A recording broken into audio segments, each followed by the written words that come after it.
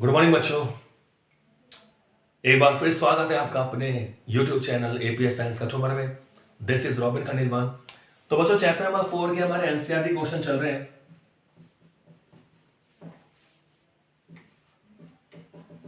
NCERT problems continue. Okay, तो question number 10 तक हमने कर लिए थे, तो हम क्वेश्चन नंबर 11 ले रहे हैं आज। क्वेश्चन नंबर 11, ठीक है भाई। आप एक तो कमेंट करके मुझे बताएं कि भाई आपके सबके पास बुक्स है कि नहीं है। एनसीईआरटी सिलेबस है आपका, एनसीईआरटी बुक्स आपके पास होनी चाहिए, ठीक है। अब क्योंकि देखो जो इंटरफेस है वो ऑनलाइन का चल रहा है, तो हम देख तो पाते ही नहीं आपस में बच्चों को या बच्चे हमें। तो अगर आप कमेंट के ही द्वारा ही बता सकते हो भाई क्या चल रहा है। क्लियर है? ओके, क्वेश्चन 11 देखिए। क्वेश्चन में कह रहा है कि कोई यात्री, ठीक है, मैंने कहा था लैंग्वेज बना के क्वेश्चन देते हैं। कोई यात्री किसी नए शहर में आया है, वह स्टेशन से सीधी सड़क पर स्थित किसी होटल तक जो 10 किलोमीटर दूर है। देखो कोई यात्री है जो नए शहर में आया, मतलब वो नहीं जानता, नए शहर में आया है, ठीक है भाई। ओके, आ गया। अब आने के बाद क्या होगा, कहीं ना कहीं तो जाएगा। अब नया शहर किसके लिए, नया शहर कौन सा होता है जहां हमारा कोई रिलेटिव नहीं होता है। तो फिर रिलेटिव होता है, कोई रिश्तेदार होता है, तो वहां हम जाते रहते हैं। अब नए शहर में आया तो आने के बाद भैया कोई रिश्तेदार तो है नहीं, तो किसी होटल में वो जा रहा है। तो कोई यात्री नए शहर में आया है और वह स्टेशन सीधी सड़क पर आया है, और वह स्टेशन से, मतलब जो स्टेशन पे जो आया वो, और बिल्कुल सीधी सड़क पर एक होटल है। स्टेशन से सीधी सड़क पर स्थित किसी होटल तक जो 10 किलोमीटर दूर है। सड़क पर स्थित, सीधी सड़क पर स्थित किसी होटल में जो 10 किलोमीटर दूर है, जाना चाहता है। इस होटल में वो जाना चाहता है। क्लियर है? कोई यात्री है, स्टेशन पे खड़ा है, 10 किलोमीटर दूर उसे जाना है, सीधी सड़क पर होटल है। क्लियर? कह रहा है कोई बेईमान टैक्सी चालक 23 किलोमीटर के चक्करदार रास्ते से उसे लेके जाता है। 10 किलोमीटर दूर है लेकिन मिल गया कोई बेईमान टैक्सी चालक। तो कोई टैक्सी चालक जो है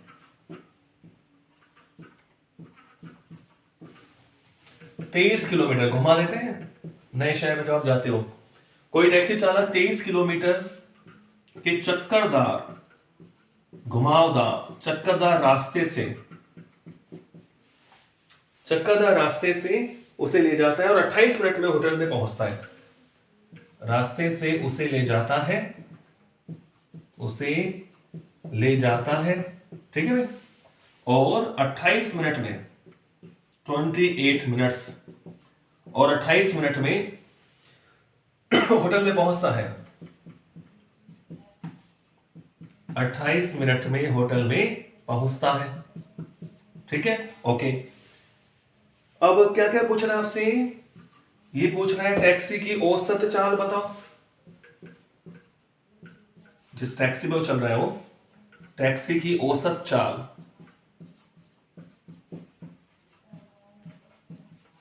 ठीक है। और क्या पूछ रहे हैं, औसत वेग का परिमाण क्या होगा।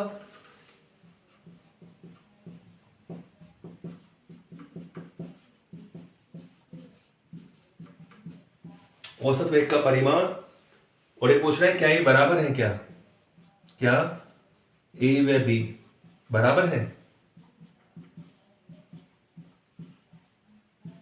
ये क्वेश्चन आपसे क्या है। तो बच्चों क्वेश्चन बिल्कुल सिंपल है। देखो कोई यात्री है, वो किसी नए शहर में आ गया और वो स्टेशन से सड़क पर जाना चाहता है, सीधी सड़क पर, ठीक है। और वो जो होटल है वो 10 किलोमीटर दूर है। सीधे रास्ते पे वो चले, वो 10 किलोमीटर दूर है, लेकिन कोई टैक्सी चालक है वो उसे घुमाता है 23 किलोमीटर। अब देखो सीधी सड़क यानी विस्थापन, कोई टैक्सी चालक घुमावदार रास्ते से उसे लेके जाता है, 23 किलोमीटर के चक्करदार रास्ते से उसे लेके जाता है और 28 मिनट में होटल में पहुंचाता है। तो पहले आपसे क्या कह रहा है कि भाई टैक्सी की औसत चाल बताओ।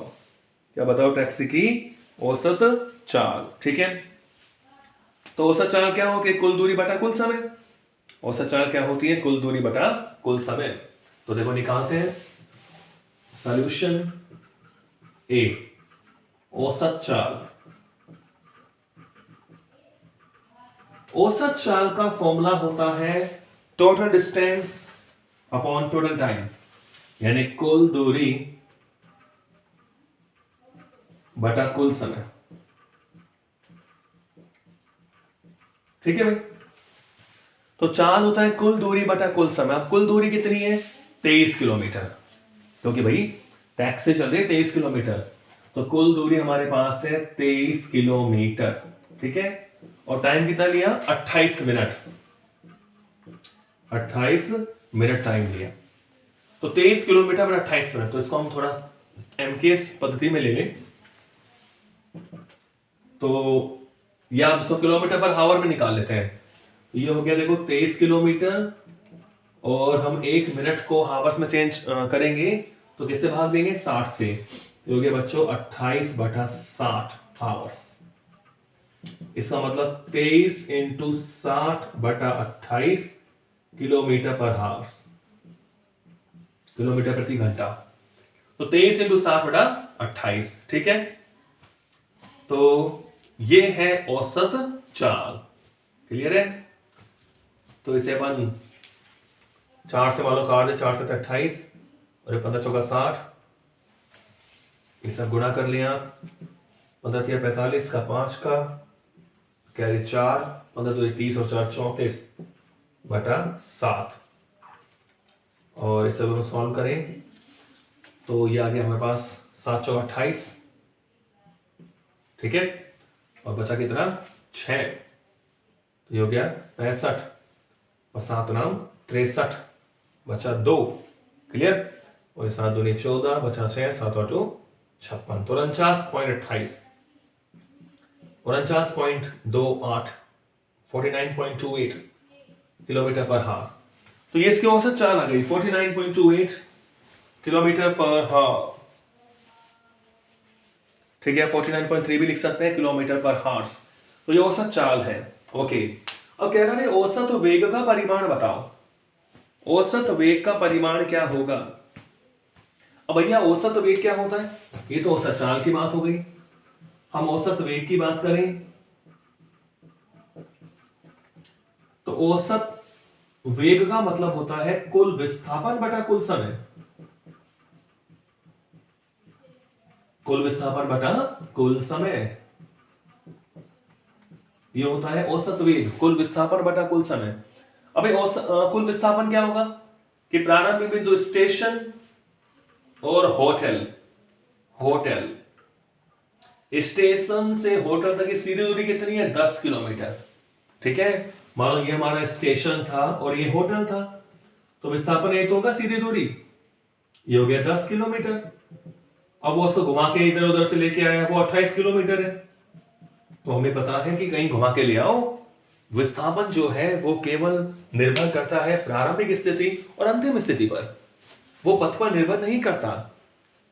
तो कुल विस्थापन है 10 किलोमीटर, तो औसत वेग के लिए मैं क्या लिखूंगा? 10 किलोमीटर, और कुल समय तो वही है मेरे पास 28 बटा 60, यानी 7 बटा 15। तो पहले इसको मैं लिख देता हूं 7 बटा 15 किलोमीटर पर हावर्स। टाइम तो यही है ना 28 मिनट, ये हमने चेंज किया हुआ है, देखो 7 बटा 15 ऊपर चले गया, तो ये आ गया हमारे पास 15 रहेगा 150 बटा 7 किलोमीटर पर हावर्स।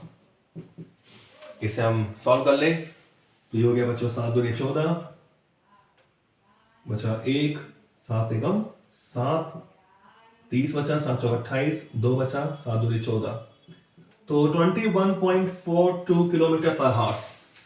21.42 किलोमीटर पर हावर्स। ठीक है, तो आप देख रहे हैं कि औसत चाल औसत वेग के बराबर नहीं है। बराबर है? नहीं है।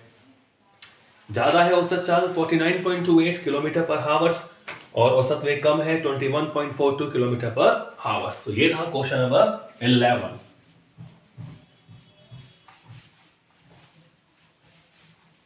नेक्स्ट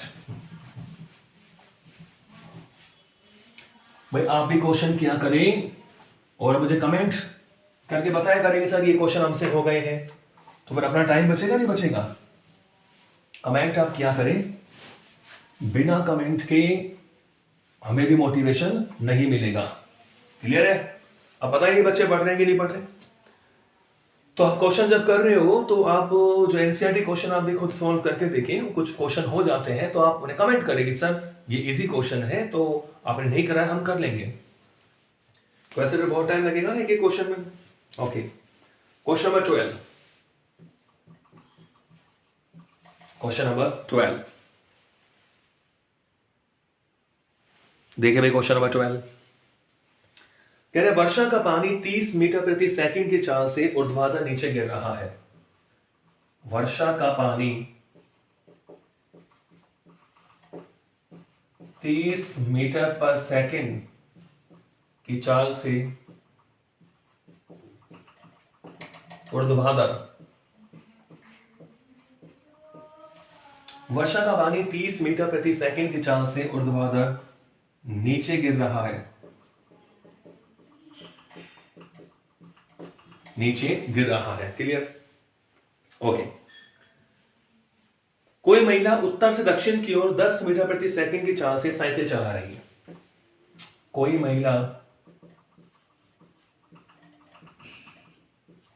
महिला उत्तर से दक्षिण की ओर, नॉर्थ टू साउथ, उत्तर से दक्षिण की ओर 10 मीटर प्रति सेकंड की चाल से साइकिल चला रही है।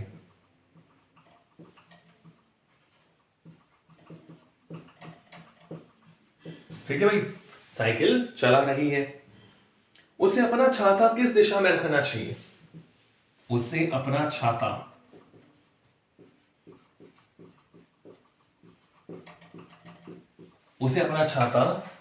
किस दिशा में, छाता किस लिए यूज करते हैं? वर्षा से बचाव के लिए। तो उसे अपना छाता किस दिशा में रखना चाहिए?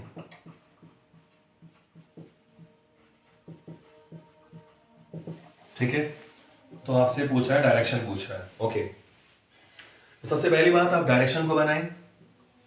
ये होता है नॉर्थ, ये होता है साउथ, ये होता है ईस्ट, ये होता है क्या? वेस्ट।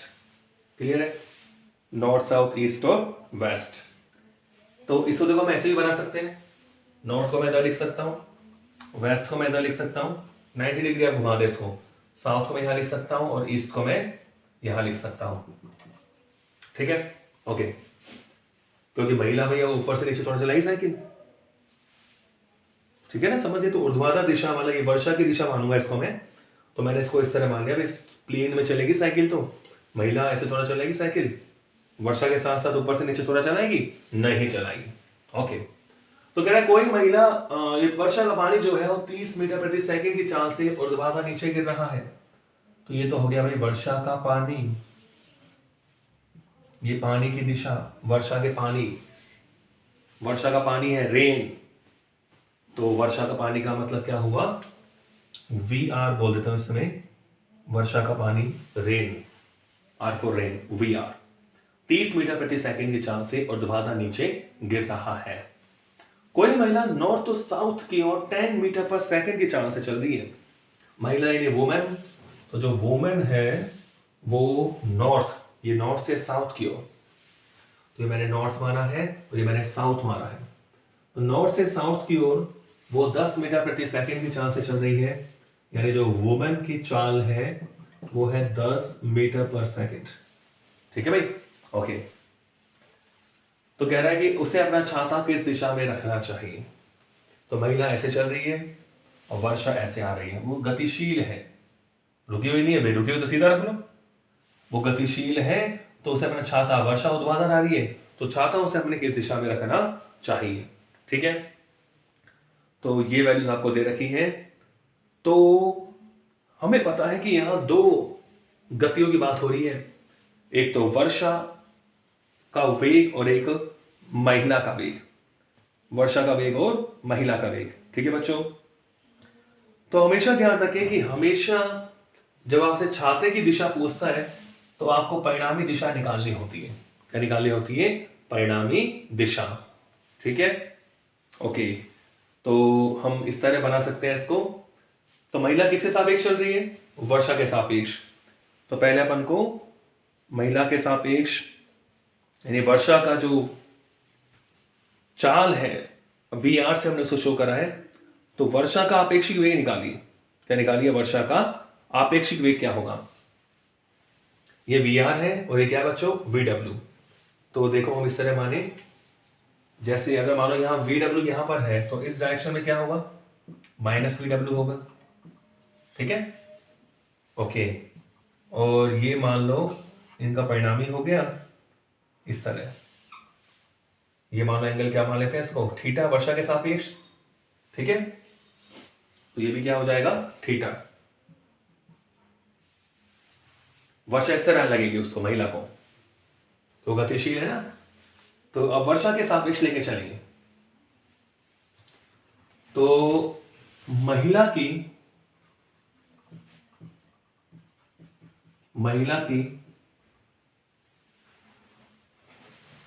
वर्षा की महिला के सापेक्ष चाल निकाले। महिला के सापेक्ष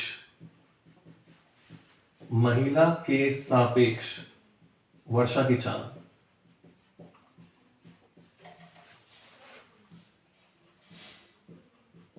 महिला के सापेक्ष वर्षा की चाल, तो इससे बच्चों में क्या बोल रहा हूं? V R W. तो वी आर डब्ल्यू क्या होगा? वी आर डब्ल्यू क्या होगा? V R W V R minus V W. V R W का मतलब, अब देखो जैसे ये तो हो गया परिणामी, ये हम जो आपेक्षिक चाल लेके चल रहे हैं वो क्या हो गया? परिणामी हो गया हमारे पास। तो ये हो जाएगा वी आर डब्ल्यू का मतलब V R minus V W. V R minus V W. ठीक है, ये हो गया वर्षा की चाल है महिला के सापेक्ष। तो यहां वी आर डब्ल्यू ये होगा। ठीक है ना भाई, महिला को अपना छाता वर्षा के सापेक्ष तो रखना है। तो वी आर डब्ल्यू हमने निकाला, तो छाते की दिशा क्या होती है? थीटा। ये छाते की डायरेक्शन हो जाती है थीटा। तो वी आर डब्ल्यू की वैल्यू आ गई हमारे पास V R minus V W. तो इसका हम परिणामी निकाल दें। परिणामी निकाले वी आर डब्ल्यू क्या होगा?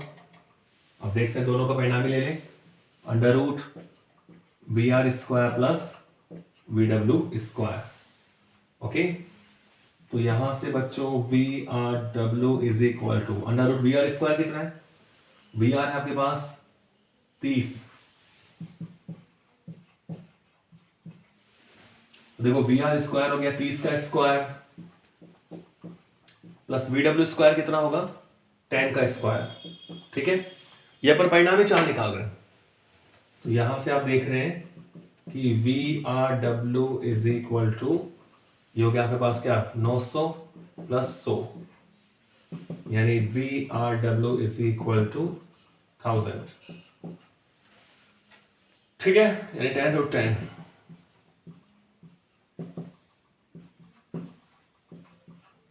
मीटर पर सेकेंड। 10 टू 10 मीटर पर सेकेंड, ये आ गया वी आर डब्ल्यू। हमें क्या चाहिए? हमें थीटा चाहिए। तो डायरेक्शन निकाले हम, जो छाते की दिशा होगी। ठीक है, छाते की दिशा की बात करूं मैं, वी आर डब्ल्यू की बात करूं, तो मैं आपेक्षिक वेग ऊर्ध्वाधर से थीटा कोण बनाता ऊर्ध्वाधर, ये जो वर्षा इस तरह आ रही है तो ये थीटा हम बताएं। तो अब ये देखो यहां से आप इस तरह सोचे कि ये हो गया आपके पास, देखिए थीटा, तो थीटा एंगल बना रहे हैं, तो जो दिशा होगी वो हम निकाले टेन थीटा। तो टेन थीटा क्या होगा? लंब बटा आधा। टेन थीटा क्या होगा भाई? लंब बटा आधा। परिमाण लेके चल रहा हूं तो बच्चों ये वैल्यू हो जाएगी वी डब्ल्यू की। ठीक है, लंब बटा आधार। तो वी डब्ल्यू अपॉन क्या होगा? V are. टेन थीटा जो छाते की दिशा है, टेन थीटा क्या होगा? ये हो गया वी डब्ल्यू, लंब बटा आधार ये क्या हो गया? V R. तो यहां से बच्चों टेन थीटा जो है वी डब्ल्यू आपके पास कितना है? 30 है, और वी आर आपके पास 10, ये सॉरी VW तो है 10, उल्टा लिख दिया। VW आपके पास है 10/30 यानी 1/3। ठीक है बच्चों, तो थीटा इज इक्वल टू आ गया आपके पास tan इनवर्स 1/3। ठीक है, तो इसकी वैल्यूज आप टेबल से निकालते हैं तो आप यहीं तक छोड़ सकते हैं। tan इनवर्स 1/3 यानी महिला को अपना छाता जो है वो ऊर्ध्वाधर से दक्षिण की ओर, ऊर्ध्वाधर से दक्षिण की ओर, ये हो गया साउथ, तो महिला से चल रही है उत्तर से दक्षिण की ओर, तो ऊर्ध्वाधर से ये साउथ डायरेक्शन की ओर, ये थीटा हो गया ना, ये वर्षा ऐसा, ये हो गई छाते की दिशा, तो ऊर्ध्वाधर से दक्षिण की ओर चल रहे हैं अपन, ये कहां चल रहे हैं, दक्षिण की ओर। तो इतने थीटा एंगल को समय छाता रखना चाहिए वर्षा से बचाव के लिए। तो कभी भी इस तरह क्वेश्चन आता है छाता किस दिशा में रखी, तो आप इस तरह थीटा निकाल सकते हैं। ठीक है, ओके, तो नेक्स्ट क्वेश्चन लेके चलते हैं। Question number 13।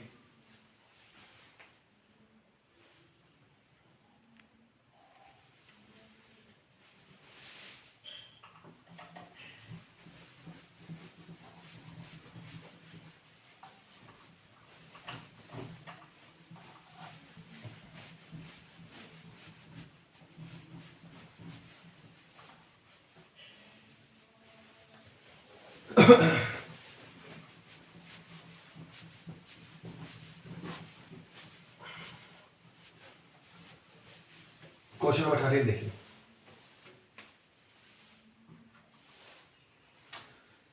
क्वेश्चन 13 आपसे कहता है कि कोई व्यक्ति स्थिर पानी में 0.4 किलोमीटर पर सेकंड की चाल से तैर सकता है। कोई व्यक्ति स्थिर पानी में यानी शांत जल, कोई व्यक्ति स्थिर पानी में 0.4 यानी 0.4 किलोमीटर पर हावर की चाल से तैर सकता है।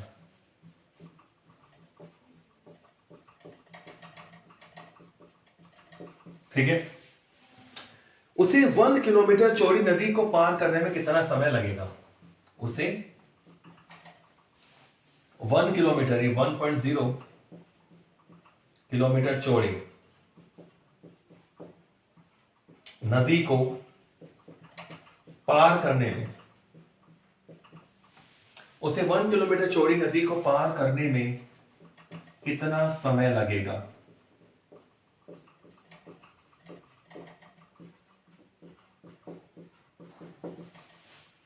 ठीक है, तो समय तो वैसे मिल गया आपको, दूरी बटा 4, तो कितना समय लगेगा और क्या पूछ रहा है। यदि नदी 3 किलोमीटर प्रति घंटे की स्थिर चाल से बह रही है, यदि नदी 3 किलोमीटर प्रति घंटे की स्थिर चाल से,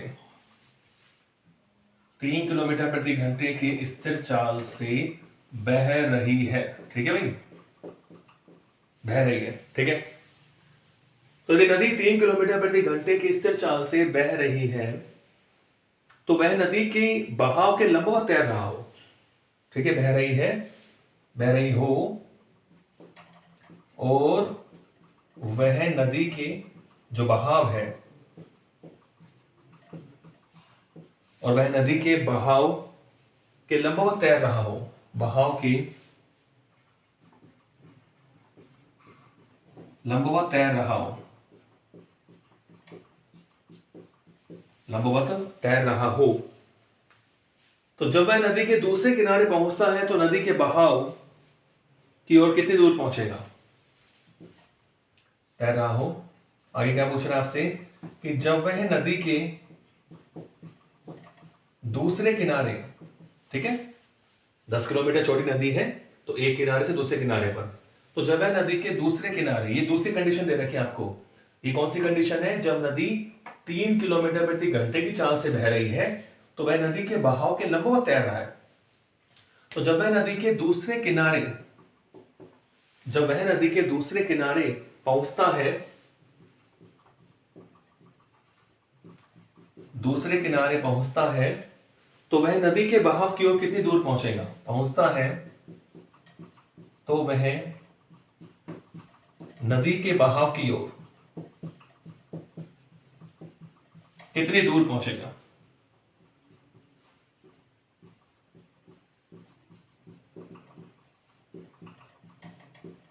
ठीक है भाई, तो ये क्वेश्चन नंबर आपका 13 है। तो कह रहा है कोई व्यक्ति स्थिर पानी में 0.4 किलोमीटर प्रति घंटे की चाल से चल रहा है। तो व्यक्ति है, मान लो कोई पर्सन हमारे पास, वीपी कितना है 0.4 किलोमीटर पर हावर्स, ठीक है। और इससे 1 किलोमीटर चौड़ी नदी, यानी नदी की जो विड्थ है, जो डिस्टेंस है डी, वो कितना है बच्चों 1 किलोमीटर है। तो पार करने में कितना समय लगेगा। तो समय तो क्या होता है, समय होता है दूरी बटा चाल, दूरी डी और चाल हो गया बच्चों वीपी। तो डी आपके पास है 1 किलोमीटर, ठीक है, और चाल है 0.4 किलोमीटर पर हावर्स। किलोमीटर से किलोमीटर कैंसिल हो गया, पॉइंट हटा के ऊपर हमने 10 कर दिया, और 10 अपॉन हावर्स, 10 अपॉन 4 हावर्स, इससे कितना टाइम लगेगा, t इज इक्वल टू, तो यहाँ पे बस 4 दुनिया 8, तो 2.5 हावर्स, 2.5 घंटा लगा। ठीक है भाई, तो इतना तो समय लग गया, उससे 2.5 घंटा लग गया। क्लियर, समझ गए। ओ सॉरी, पॉइंट पहले लगाएंगे क्योंकि 10/4, ओके, ठीक है।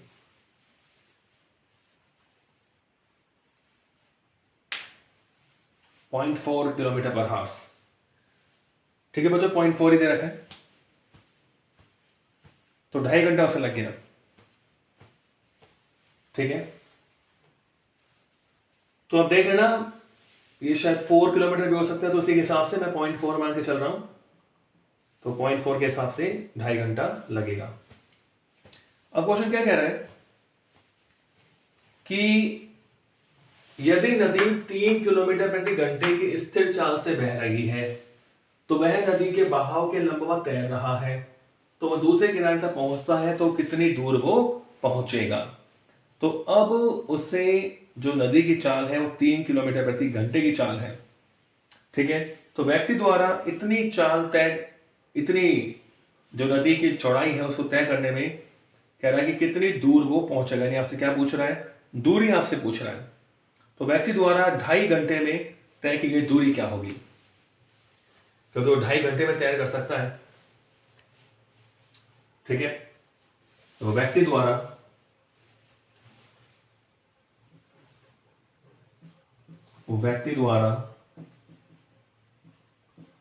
तय की गई दूरी,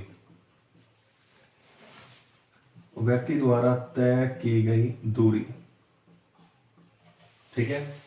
तो नदी के बहाव की ओर कितनी दूर वो पहुंचेगा, तो व्यक्ति द्वारा तय की गई दूरी क्या होगी। तो दूरी क्या होता है, चाल गुणा समय,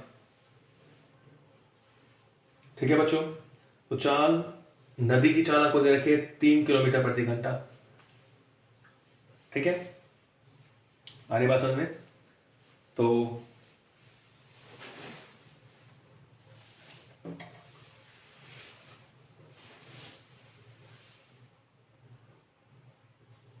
तीन किलोमीटर प्रति घंटा इंटू 2.5 घंटा, तो बच्चों आ गया 7.5 किलोमीटर, 7.5 किलोमीटर, ठीक है। तो ये बात है तय की गई दूरी।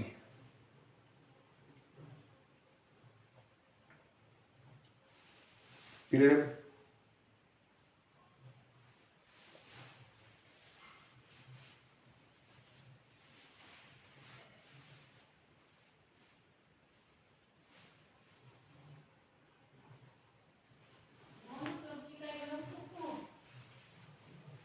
एक बार इसमें देख लें, आप चित्र के हिसाब से देख लें।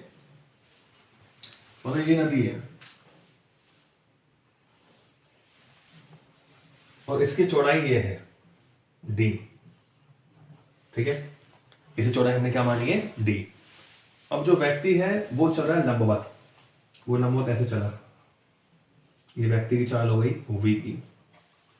ठीक है, ये नदी का बहाव है,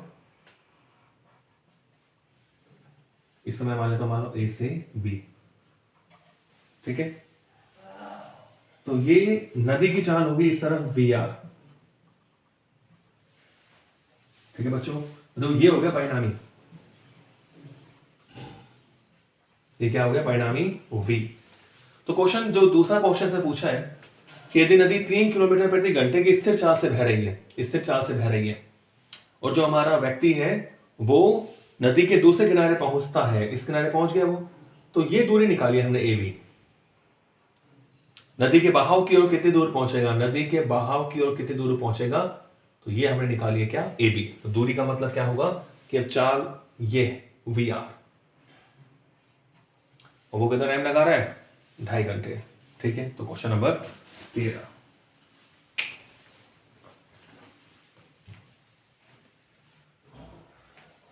और देखिए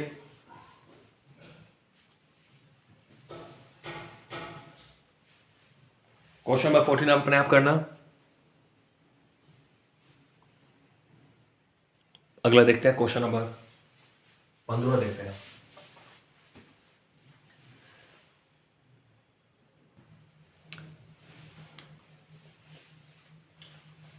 ठीक है बच्चों, नेक्स्ट करेंगे अगली वीडियो में।